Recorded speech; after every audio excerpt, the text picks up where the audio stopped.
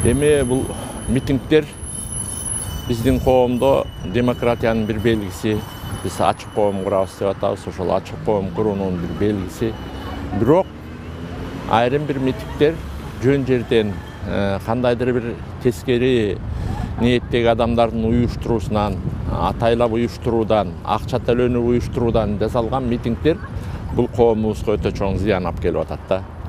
Экономикалык өсүшкө, стабилдүүлүккө, биздин сырткы өнөктөштөрүбүз менен болгон мамилеге, ушулардын баарына ушул айрым бир окуялуу митингдер зыян алып келип атат да. Ошондуктан митингдерди уюштуруучулар биринчи кезекте эми баягы мамлекеттин кызыкчылыгын, элдин кызыкчылыгын ойлошу керек да. Мына биз мына ушул 21-жылдан баштап жаңы баш мыйзам кабыл алдык.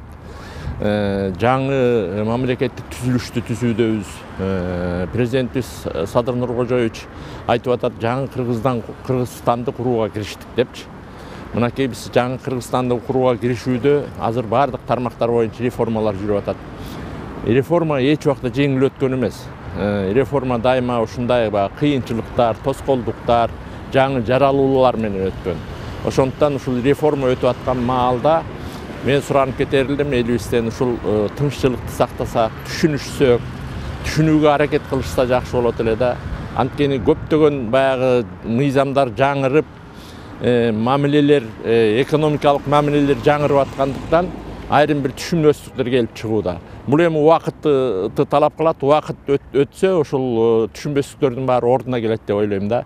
Ошондуктан биринчи кезекте ушул тынчтыкты сактоого, ынтымакты сактоого, биримдикти сактоого аракет кылсак деген ойду айтар элем да. Анткени биз Кыргызстанды жалпы баарыбыз биргелешип жаңы Кыргызстан курабыз.